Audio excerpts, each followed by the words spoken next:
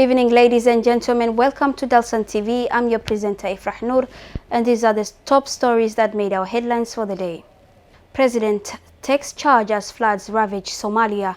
China and Somalia unite to boost science and technology partnership. United Kingdom affirms support for Somalia's economic development, pledges assistance to central bank. And finally, flood fatalities rises to 31 in Somalia. Welcome back, dear viewers. Now let's get into the full bulletin. The Prime Minister Hamza Abdi Barre and President Hassan Sheikh Mohamud called an emergency meeting of the Council of Ministers on Monday. The purpose of the meeting was to evaluate the current state of affairs and develop plans to lessen the disastrous consequences of the flooding. On the fringes of the Saudi African Summit in Riyadh, Saudi Arabia, on Sunday, Somalia President Hassan Sheikh Mohamud met separately with the presidents of Eritrea and Iraq.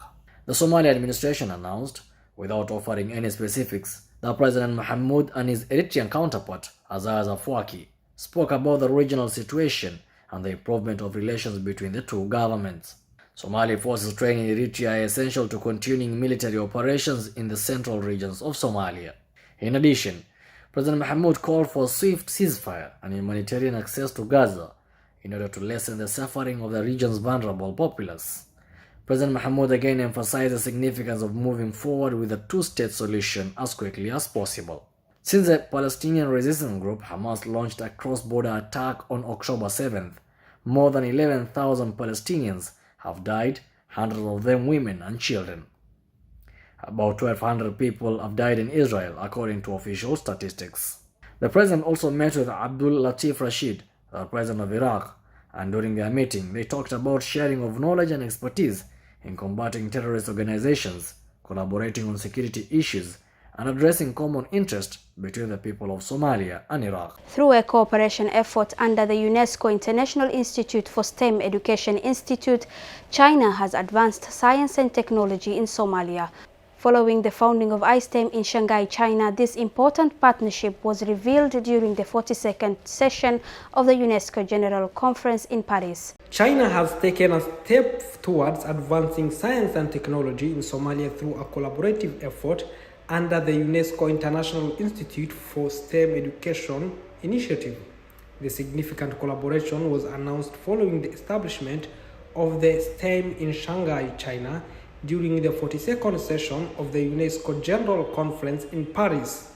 The Embassy of the People's Republic of China in Mogadishu highlighted this collaboration in a tweet, underscoring the establishment of the iSTEM in Shanghai as the first UNESCO Category 1 institute for the STEM in China. The partnership between China and Somalia in the field of science and technology holds tremendous potential for Somalia's educational landscape.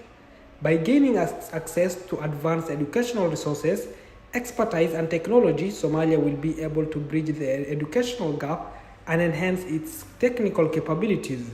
This collaboration is expected to create new avenues for Somali students and professionals in the fields to connect them with global networks and benefit from cutting-edge educational methodologies and tools. This partnership will empower Somali students and professionals to acquire the necessary skills and knowledge to thrive in a rapidly evolving global technological landscape. The British ambassador to Somalia emphasized how crucial it is for the UK government to boost and revive Somalia's economy, accompanied by Governor Abdurrahman Mohamed Abdullahi of the Central Bank of Somalia. The ambassador pledged to support program designed to enhance the East African nation. The United Kingdom's ambassador to Somalia underscored the utmost importance the UK government places on reviving and strengthening Somalia's economy. The ambassador, accompanied by Governor Abdurrahman Mohamed Abdullahi of the Central Bank of Somalia, expressed commitment to supporting initiatives aimed at bolstering the economic growth of the East African nation. During the meeting, Ambassador Nithavrinakis commended Governor Abdullahi and applauded the Treasury's efforts in enhancing financial regulations. He also lauded the positive development in the relations between Somalia and International Monetary Fund, emphasizing The significance of this partnership in promoting economic stability and attracting foreign investment. The UK's support will encompass various aspects including capacity building, technical expertise, and financial aid with the ultimate aim of fostering sustainable economic development. And now for our last story, torrential rainfall resulted in catastrophic floods that claimed the lives of a civilian and a government soldier at the capital of the Hiran region, Beledweyne. Since October, the floods in Somalia have caused havoc, displacing almost 500,000 people and troubling the lives of over 1.2 million others.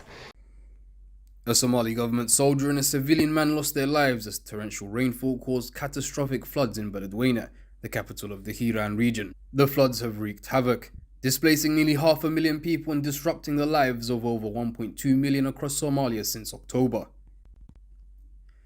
The Somali Custodial and Corrections Services soldier met his untimely demise within the confines of the Lamagale military base camp, one of those areas severely affected by the surging floodwaters.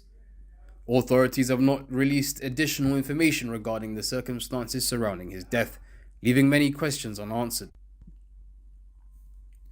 Meanwhile, the civilian man perished while attempting to cross the Nur Hawad Bridge, which serves as a vital link for residents seeking refuge in the highland areas. The force of the floodwaters was too much to overcome, claiming yet another life in its wake. The breach of the Shabelle River's banks has forced a mass exodus of residents from their homes, compounding the devastation caused by the floods. Minister of Information Daoud Awais addressed the press in the capital city of Mogadishu on Sunday, providing an update on the situation. He announced that the death toll from the floods caused by the downpour has risen to 31 people across various parts of Somalia. The toll continues to climb, painting a grim picture of the widespread destruction and loss of life. The floods have inflicted suffering on the affected population. Homes have been submerged, livelihoods lost, and communities left in disarray. The displaced individuals, numbering almost 500,000, now find themselves in a state of profound uncertainty, seeking shelter and safety amidst the chaos.